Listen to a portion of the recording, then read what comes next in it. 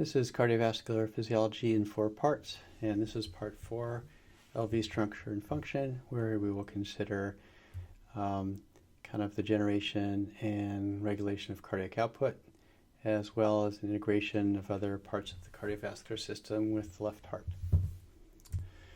So a key thing that comes up in discussing left heart is the Frank-Starling relationship, and also combined with the venous return curve, which basically describes the impact of preload on cardiac output, and that's expressed in right atrial pressure or in diastolic volume.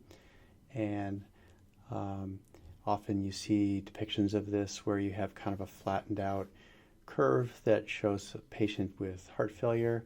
The more robust hearts are the ones that you see kind of with the steeper curves. And certainly, as indicated here, you can recruit somebody to a higher level of function with some inotropes as well as fluids. And so there's kind of like the plateau part where, often fluids can actually increase your cardiac output, but really the part that we focus on here is the fluid responsiveness. When we talk about fluid responsiveness, then that is the impact of changing preload a very small amount, and how that can give you a big boost in cardiac output. And that would be someone who's fluid responsive, something where a little can go a long way. Kind of connecting a few different things here in this curve. This shows what happens when you have higher blood volume, as we described in the venous section. That will increase venous return. That in turn will give you a higher point on a given cardiac output curve, whether you're kind of in this so-so function or in this robust function mode.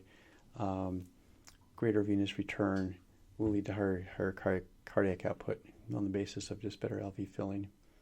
What's shown here is like the curves of different slopes indicate different inotropic states, which could be a native function or it could be something that is dealt with by adding inotropes exogenously. So this is kind of indicates a few different things being put together. One is the function of the mean circulatory filling pressure, venous return, filling up the right heart, all the things that impact that, getting blood from the right heart to the left heart, and encountering various forms of native function or doctored up function on the left side of the heart. The success story of all this is our ability to increase exercise capacity, which brings us back to the V.O2 DO2 curve, where we're kind of living out here in an area where we have a lot of reserve, where we're probably consuming only about a quarter of the oxygen that is delivered at a given time. And I'm sure there's probably great evolutionary value in being able to crank up the cardiac output and oxygen delivery to very high levels in very short amounts of time. I'm kind of picturing our ancestors kind of hanging out on the savannah, munching on a deer leg, and then a saber-toothed tiger comes along and we just have to skedaddle. And so what happens is your native catechol tone goes up by virtue of just actually moving your legs and starting to move. You start to get peripheral venodilation and dilation of resistant arterioles in the vascular beds that need more blood, such as your legs if you're running away from a tiger. Some of this is mediated by some of the beta-2 functions of epinephrine, just to improve blood flow, both from the cardiovascular point of view as well as arterial dilation to get more there. When your legs start moving, you start pumping venous blood back to the heart and completing that circuit. And as your cardiac output increases, it's not that, and your V.O2 increases, what happens is you're starting to recruit more blood from the splenic circulation, from your venous capacitance reservoirs. And so actually some of that preload gets converted into higher and higher cardiac outputs. And so as you exercise, you're not necessarily just going up in this direction because you're demanding more oxygen, but you're shifting out here where you're still being able to maintain a fairly good amount of cardiovascular reserve or oxygen delivery reserve, but at the same time consuming oxygen at a way higher level and having a much higher cardiac output. And you see this measured sometimes in these super athletes that they put in these metabolic experiments where they look at what your VO2 max is. And, there's some star athletes that can do like 60 to 80 liters per minute. The rest of us mortals are lucky, if we can do 20. But, that's kind of the basis of it, is just being able to have, good muscle mass, mitochondria ready to use energy, a body that's just this lean, mean flying machine that can deliver plenty of oxygen to whatever you're demanding. And then sometimes, if you can sometimes get into kind of anaerobic situations. I'm sure some of these Olympic sprinters run into that.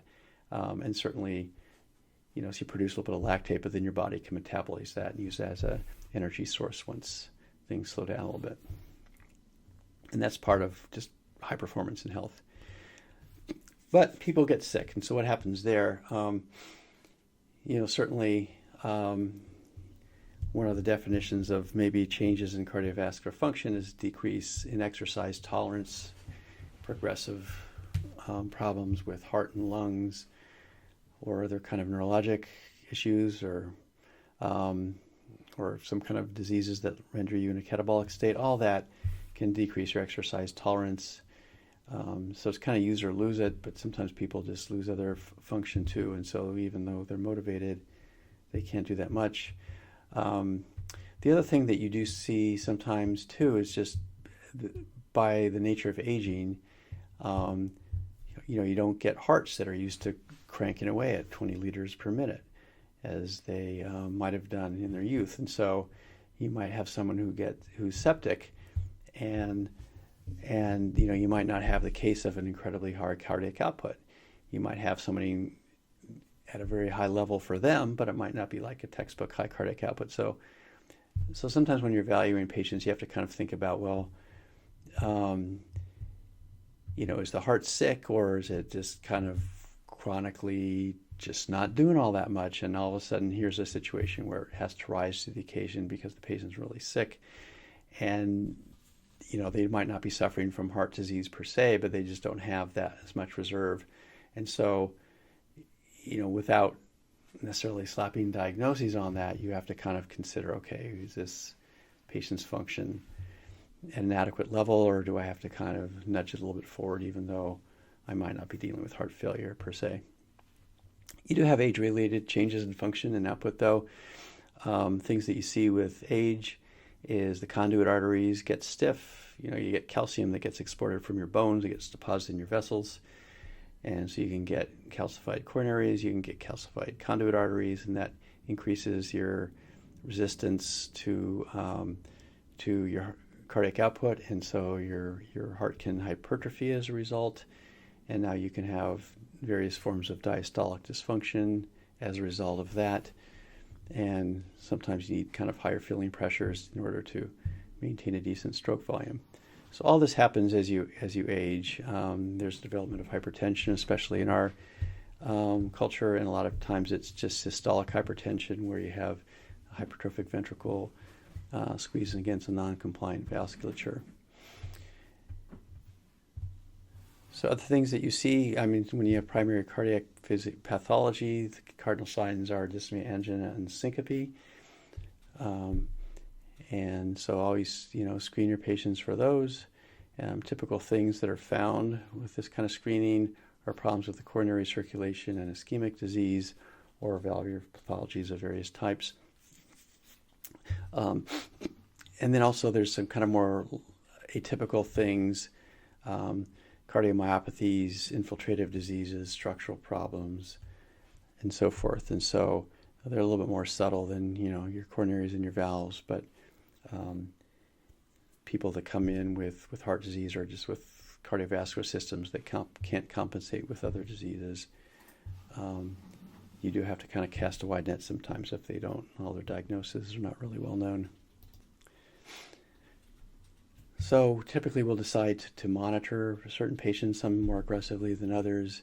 And the goal there is, if you think somebody doesn't have a lot of reserve and their ability to maintain their own blood pressure is not going to be very good, or you feel that they're very susceptible to having very rapid changes in their vitals, you might, or that would be a pretty good argument to engage in more invasive monitoring schemes.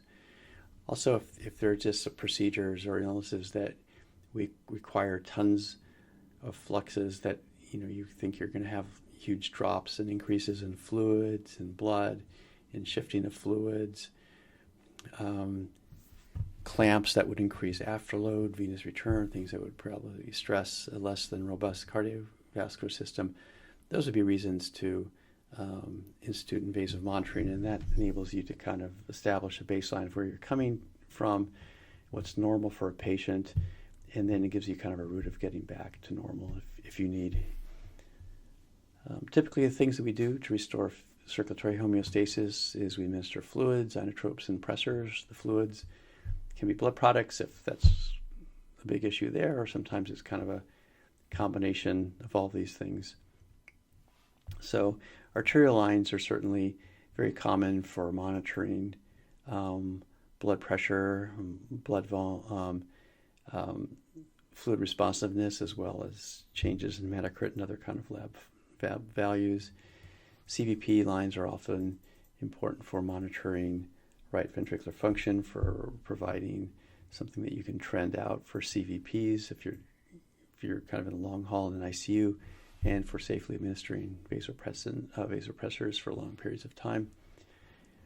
Patients who really have fragile right ventricles and you believe they have pulmonary hypertension that might need to be modulated, pulmonary artery catheters are often used in that juncture, as well as for patients who have depressed myocardial function and they're going to go through very stressful operations, being able to follow their function longitudinally through a very stressful situation. It's often used for that. Same thing for echo. We can use that both as kind of a screening tool before going to the OR or on a day-to-day basis in the ICU, or we could actually place a transesophageal for longitudinal monitoring within a case. So those are kind of the overview of rationales, and you probably have come up with a lot of individual situations on your own where you've kind of learned where an art line has been helpful or not, or where other kind of central lines have been helpful or not. Kind of from the trenches, when you have somebody that becomes unstable and you have to run into problems with oxygen delivery or blood pressure, you're either going to give fluids, blood products, inotropes, or vasopressors. And so really those are kind of like, your thoughts when you see instability is, what type is it? Is it one where I'm going to be giving a lot of these different agents, or one where I kind of have a pure syndrome where I just have vasoplegia and need to give some constrictors? So the issues that come up, taking these one by one, with fluids, is the patient fluid responsive? Are they part of that Starling curve where little can go a long way? And further, are they fluid tolerant? Are they on the edge of respiratory failure because of pulmonary edema, or do they have some intestinal anastomoses that just cannot handle extra fluid for fear of having like anastomosis or something break down? So we'll talk a little bit about how that's done, and then additionally, we're always wondering whether the heart function is good enough, or whether we have to recruit a little bit of performance out of it with inotropes. And then finally, usually optimizing these two is optimizing cardiac output, and if cardiac output's optimized and you still have a blood pressure problem, what's left over is giving a vasoconstrictor. So this is kind of, your scenarios when you're running into various types of shock. Yes, there are other management scenarios that you'll encounter intraoperatively or in the ICU. The desire to improve or reduce someone's heart rate for various kind of therapeutic or procedural reasons. Sometimes if patients are in a situation that is one of high physiologic stress, say an infection, but they're paced at a rate of 60, you might actually want to increase the pacing rate. So some of this is pharmacologic, some of it's just wiring and electricity, and then there's some of the situations where you actually might want to reduce the blood pressure or their afterload. So going with with fluid responsive, what mechanisms do we have at our disposal? There's various static measures like examining JVP and CVP on exam, listening for crackles, looking at whether the patient looks dry or looks wet, various measurements you can make at a given time like wedge pressures, diastolic, if they're similar, or actually just looking at the ventricles with an echo. But that gives you kind of a snapshot at one moment that might tell you what to do. These are often not very convenient to repeat. And so you kind of want something a little bit more, kind of a longitudinal way of looking at patient's fluid status. Turns out to be that the dynamic measurements are the best, and those are ones that look at the cardiac output response to dynamic fluid loading in real time, rather than just saying, hey, is it empty, yes or no, but like what happens when we do load it? Do we see something improve? Tools that we often use in that regard are systolic pressure variation. You can just raise somebody's legs and see if that autotransfusion of half a liter of blood or whatever it is in legs can actually increase their blood pressure. And that gives you a sense of just like, are you on this curve here where, a little bit is going a long way? And if so, and as long as they can tolerate the fluid, improving their cardiac output with fluids is probably one of the more benign things that you can do, especially if the patient has problems with oxygen delivery or blood pressure, where improving the cardiac output is going to have some direct and tangible benefits. Finally, you can actually look at IVC diameter and distensibility. And again, this is kind of like you getting out an echo. It's nothing that you can follow from minute to minute. But what you're looking at here is just whether during the respiratory cycle, is this thing collapsing? This is IVC here on 2D echo. Is this thing collapsing, or is this thing persistently plump with blood? If it's persistently plump with blood and it doesn't seem to collapse when you have changes in interthoracic pressure, chances are you're pretty tanked up. But if you see changes in diameter with respiratory status, especially if you kind of plug it into this calculation here, that can also often is associated with somebody who is on the lower part of their Starling curve and who can benefit from the fluids.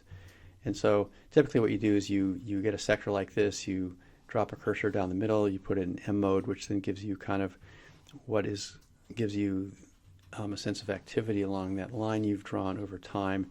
And then you can identify when the cava is maximally dilated and when it's collapsed.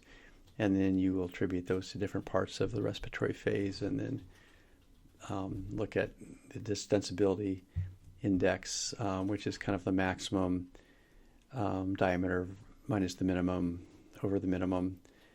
And that's been kind of the most validated measure using echo. And this has been in ventilated patients, but often what we do is we just kind of eyeball it. If it's greater than 2 centimeters and there's less than 50% change in diameter, we kind of go, okay, well, that person's probably full of fluids. Probably don't need to give any more right now. When using arterial lines, what we're looking at is the change in systolic pressure that happens during the respiratory cycle. And what's going on there is when a breath goes in, especially positive pressure breath, it's exerting that pressure on the lung parenchyma, and so all the fluid in that parenchyma will then want to leave the lung, and it'll take the path of least resistance, which is going into the left atrium and then the left ventricle. And so during what you'll see is a couple things. One, when that breath initially goes in, you'll get a fluid bolus in the left side of the heart, which will cause your blood pressure to pop up if you're on that very fluid responsive part of the Starling curve. At the same time that positive pressure breath is going in, it is actually depriving venous return to the right side of the heart. And so a few heartbeats later, you'll see the impact of decreased venous return. And again, if you're on part of the steep part of the Starling curve, this is where like a little where a little bit of fluid loss could actually have a pretty big decrease in your cardiac output as well. And so if you get these big excursions where the delta up and the delta down, the sum of those is greater than or equal to 12.5 millimeters mercury, or 10% of your systolic pressure, that is something that is associated with fluid responsiveness. One quick caveat is this only works if you're doing breaths of 8 mils per kilo or above. Now this has been validated with protective ventilation, so you have to kind of go with the bigger tidal volumes to actually have that breath be like a real challenge for preload and venous return. So that's a lot of detail on what you see on our arterial line. There's a lot of other devices that do basically the same thing. There's systolic pressure variation, which is down here. There's other devices that purport to measure pulse pressure variation or stroke volume variation or changes in flow time, as you might pick up on an esophageal Doppler monitor. And all these are basically the same basic concept as the cardiopulmonary action, where ventilation is giving you dynamic loading and unloading of the left ventricle, and in cases of fluid responsiveness, you're seeing pretty abrupt changes both up and down in output, and that's shown here. Let's just say that you're starting out here, and positive pressure breath goes in, so this much volume can be recruited, and you'll see the pop up in the blood pressure there. And likewise, when you're deprived of venous return with that same breath, a few heartbeats later, you're going to see the delta down appear there. And someone who's very fluid responsive, you'll see pretty big excursions along that curve. So how do we evaluate the inotropic state? Easiest way is just like look at the echo. If the heart's just absolutely cranking away and expelling all the blood, there's hardly anything left in systole. You can just click off your mind, no, this patient does not need an inotrope. So just looking at it is a great way. Sometimes you can't always do that, but when you do, just general appearance is fine. Looking at the velocity time integral, which is the distance traveled by a front of blood or a single erythrocyte, whichever way you want to look at it, during each cardiac cycle. The longer an erythrocyte is flung, the better it is. So distances like, in the high teens, 18, 19 centimeters, those are really good VTIs. Like 10, 11, 12, 13, those are pretty crummy, which suggests that either the blood is going backwards or that the heart function is not so good. Certainly with pulmonary artery catheter, you can measure cardiac outputs, cardiac indices. You can also measure mixed venous O2 sats and just get a sense of both numerically whether the cardiac output seems reasonable. We usually like cardiac indices greater than 2, or just, physiologically, is the body over extracting oxygen, suggesting that cardiac output is inadequate. You can look at pulse pressure and its trends. So sometimes if you see sort of like diminished pulse pressure, that would suggest that you're both maybe volume down, or perhaps you are inotropically challenged. And then, as mentioned in one of the other talks, if you're trending out mixed venous O2 saturation or vena cava saturation, and over time you have basically the same activity level from measurement to measurement, meaning V.O2 is about the same, and hemoglobin content is about the same, and then when you do see changes in your mixed venous O2 sat, you could kind of by logic drive the fact that it's probably cardiac output that's changing, and that would point to the fact that either your filling is down or that your inotropic state is not so great, and that patient might benefit from an inotrope.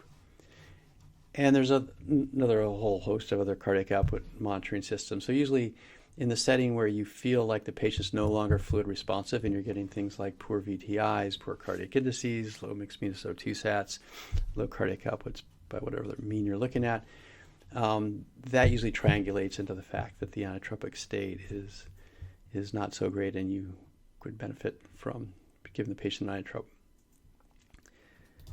So, talk about fluids, talk about inotropes. Does the patient need a pressor? Sometimes the answer comes just from kind of a situational kind of approach. So you just start an anesthetic, you gave a bunch of vasodilators, the blood pressure is low, and you think the heart's okay, and you've given a modest amount of fluid. Well, the only thing that's left is vasoplegia, so you probably give a vasopressor, and if after a couple boluses things correct, that would suggest that your assumption was correct and that you're on the right path, and probably don't need to do much more evaluation. Talked about another situation a little bit earlier. Kind of the logic is your cardiac output's fine. You look at the echo, heart's cranking away. You've given all the fluids that you consider reasonable. Blood pressure's still not good. Well, what's left is taking care of vascular tone, and that would give rise to needing a vasopressor. That's kind of like the diagnosis of exclusion method. And then, the question is like, well, you give a pressure, you correct the blood pressure. What is your goal? What do you know about your patient? What do you know about where their blood pressure auto-regulates? Are there surrounding pressures like CSF pressure or spinal pressure, abdominal pressures, intracranial pressures that would want you to have a higher mean arterial pressure? So not everybody's going to, be happy with a map of 65, and so this is where you're kind of sometimes individualized, and sometimes patient doesn't need any inotrope to maintain a map of 70, but that their intracranial pressure is much higher. That they're not moving their lower extremities, and you're worried about spinal cord perfusion. So that is where you would kind of come in and give a vasopressor if the heart looks okay, and you don't need a vaso, and you don't need an inotrope, and you don't need additional fluids. And so, thinking about kind of organ-specific perfusion pressures, thinking about surrounding pressures, a lot of that will lead you to kind of individualize your care and make very specific decisions about what your blood pressure goals are. And if you can't get there with cardiac output, you'll need a vasopressor. So kind of final section here is just on patient evaluation and troubleshooting. I just wanted to share one scheme with you that I think is particularly useful when you're dealing with kind of undifferentiated hypotension or shock. And so if you've got a blood pressure that is way too low for your patient, and you think there's some disease process that's affecting it, and patients completely failed at keeping their own blood pressure where it needs to be, then it could be one of two things. It could be either cardiac output, low cardiac output, or low SVR. If it's low cardiac output, it's either low heart rate or low stroke volume. And so, often by physical exam, you can kind of figure this out. So if you have someone with a low blood pressure and they're very cold, they have very slow capillary refill, they look like they have distended jugular veins, their pulse feels very thready. Chances are that is a cardiac output problem and not a vascular tone problem. If they have, reasonable cardiac cap refill, maybe not super brisk, but definitely not super slow. They feel pretty warm. They have nice bounding pulses, despite the fact that the blood pressure stinks. Those are patients who probably have SVR problems. In that case, it's one of your distributive phenomena, whether it's septic, shock, anaphylaxis, other high cytokine burden things like heat stroke, something iatrogenic, maybe adrenal insufficiency, or spinal shock if you're working in ER and patients susceptible to that. I think just with physical exam, you can kind of usually ballpark these pretty nicely. And then, if you've moved on, you think, no, I don't think this is an SVR problem by exam, looks like a cardiac output problem. You then look at heart rate, and if the heart rate's adequate, then you just have to consider classes of stroke volumes that would be that could be deficient. And so there are about 5 different kind of classes of abnormalities that it could be. First is loss of effective circulating volume, which would be attributable to hypovolemia or hemorrhage. Your findings there would be low JVP, low CVP. If you're monitoring that, low wedge, high SVR, and so that's kind of your hypovolemic hemorrhagic patient. That is contrasts greatly with all the other classes. So these patients have like no JVP, very difficult to locate veins. All these guys have very plethoric veins. And so if you can rule this one out by physical exam, as you have up here when you've differentiated the low SVR state from a low cardiac output state, you're ahead of the game. You're going to start getting IVs in. You're going to start figuring out whether there's bleeding or taking care of volume deficits.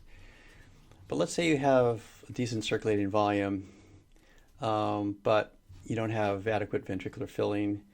Those are things that are going to be kind of obstructing inflow of blood, things like pneumothoraces, tamponade, maybe AV valve stenosis with loss of atrial contraction, say due to an arrhythmia, or in very rare cases, maybe some kind of AV valve tumor or AV myxoma, something like that. But let's say you have enough blood, it's actually getting into the ventricle, then the next thing that could be going on is you could have a contractility problem that's having an MI, heart failure, cardiogenic shock, either ventricle failing. There you'd see high filling pressures and high vascular tone. Or let's say that you have blood that's in the body, it's getting in the heart, it's being pumped, it's just not getting out, and that's kind of your high pulmonary vascular resistance syndrome, either a PE or high PVR due to pulmonary hypertension with concomitant RV failure, or on the left side, aortic stenosis accompanied by LV failure or high vascular tone. So let's say you have blood in the body, it's getting into the heart's pumping okay, blood is getting out, so what's left is blood going backwards, and that would be situation of mitral regurg or TR. And so bottom line is like, when you're taking care of patients that are unstable, there might be things that jump out at you, like somebody who's dyspneic who only has unilateral breath sounds, or trachea that's shifted, or an x-ray that looks abnormal, or big tombstones on the EKG, or someone clutching their chest. That can actually help kind of zero in on one of these kind of situations a little bit more than the other.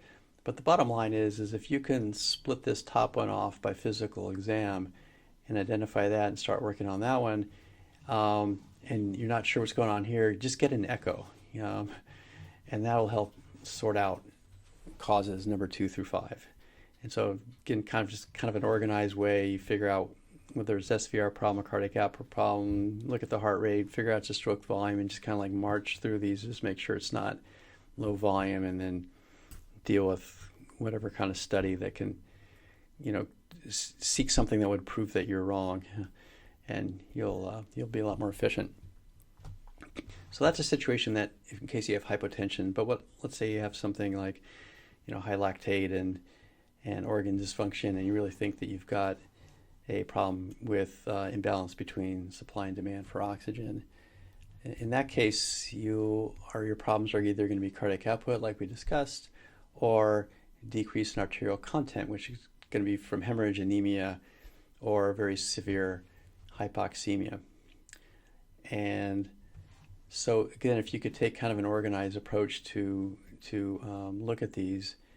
So here you have a suspicion, and so what you're going to do is you're going to get a lactate, you're going to look at the pH, anion gap, look at trends of base excess, look at trends of all the values I just mentioned, see if there's peripheral cyanosis, see if the patient seems like, try to take an inventory of their end organs, and that will kind of tell you that you're probably playing in this range here. And then taking a look at what their hemoglobin is will certainly help you determine whether you've got a cardiac output problem or a hemoglobin problem.